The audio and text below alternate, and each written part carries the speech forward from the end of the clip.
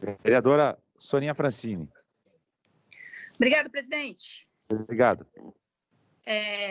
Primeiro, fazer uma breve referência à fala do vereador Reis.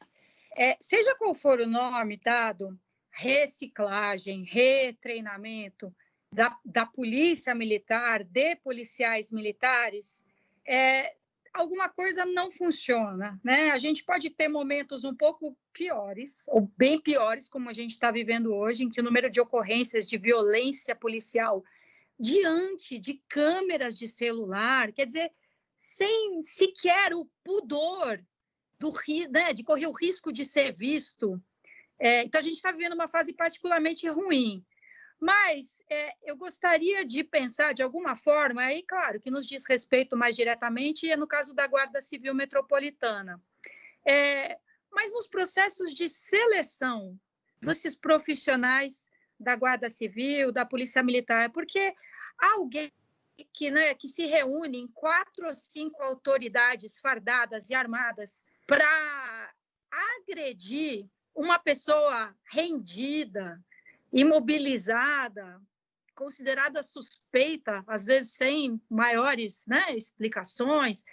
Não é possível, não tem treinamento que dê conta, não tem palestra de direitos humanos, não tem dinâmica, não tem oficina. Alguma coisa está muito errada no processo de seleção dessas pessoas, que não é possível que elas tenham entrado para a Polícia Militar com a intenção correta. Alguém que age de uma maneira tão bruta, tão covarde, de fazer uma pessoa desmaiar 2 vezes com uma gravata, de jogar no chão e chutar e agredir. Não basta retreinamento, reciclagem, qualquer que seja o alguma coisa está muito errada no processo que permite essas pessoas vestir uma farda, portar uma arma e sair a campo. Mas agora quero falar principalmente da Lei Aldir Blanc, a lei federal que foi aprovada e sancionada pelo governo federal. Tínhamos todos muito receio de que não fosse sancionada, afinal de contas, a postura desse governo é francamente desconfiada em relação à cultura, quando não é hostil, e a lei foi sancionada, que bom, e eu quero destacar alguns pontos aqui da legislação e os desafios que ela traz para a gente. O valor que cabe à cidade de São Paulo é de R$ 70.989.000. E esse recurso pode ser usado basicamente de 3 formas. Pode ser distribuído na forma de editais, de chamadas públicas, vinculadas ao setor cultural, naturalmente, e nesse sentido é muito importante essa lei que a gente deve aprovar amanhã na Câmara Municipal, estabelecendo claramente que esses serviços podem ser prestados de forma virtual, de forma online. Não é possível que a gente exclua essa possibilidade nas atuais circunstâncias, então que fique bem claro, muito importante a Câmara aprovar esse texto amanhã.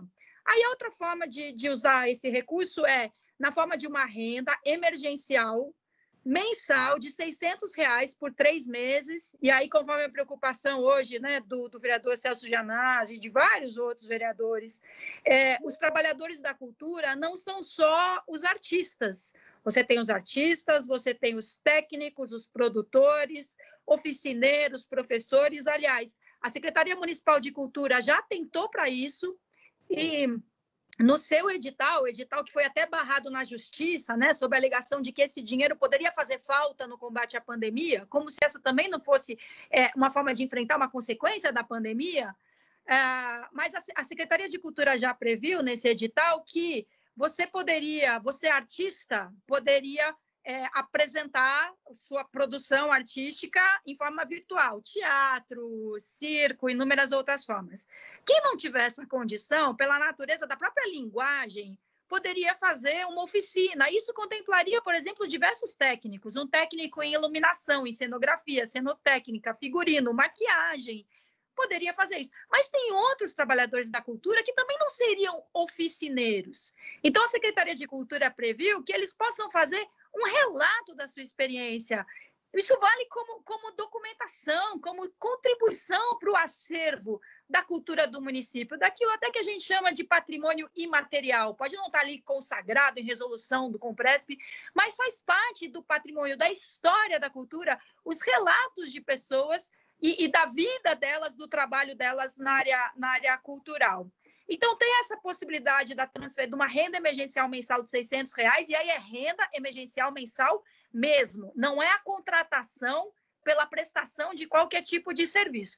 E a outra forma de utilização desse recurso é um subsídio mensal que vai de R$3 a R$10 mil para espaços artísticos e culturais de várias naturezas, organizações comunitárias, cooperativas, pequenas empresas com fins lucrativos, inclusive, né, os teatros que tinham uma atividade comercial, que esperavam um superávit para remunerar adequadamente os seus trabalhadores e poder investir em outras produções, também estão parados, passando imensas dificuldades. O Teatro Maria de la Costa, por exemplo, o Teatro Oficina, né? O fim lucrativo não é necessariamente explorar os outros em função de um excedente.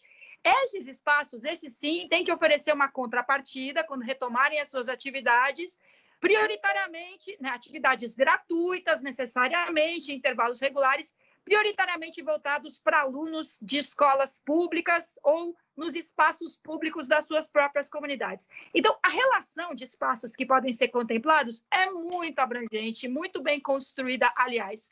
Para concluir, essas informações estão todas disponíveis, mas para concluir, para acessar esses recursos, os artistas, os espaços, os trabalhadores têm que estar cadastrados. Infelizmente, prevendo que os nossos cadastros não são grande coisa, você tem inúmeros cadastros que não conversam com os outros, e muita gente nunca se cadastrou em lugar nenhum, nunca se inscreveu para um edital, nunca foi contratado pela prefeitura.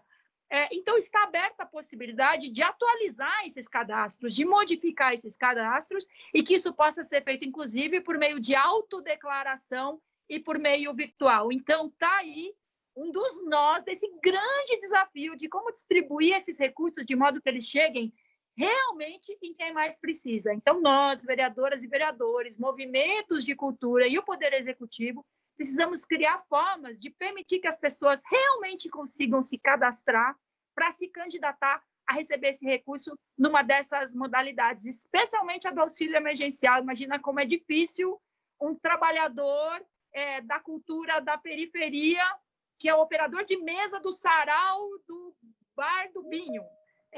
Como é que ele pode ter acesso a esse cadastro? Então, estejamos todos atentos e engajados nisso. Obrigada, presidente, inclusive pela tolerância.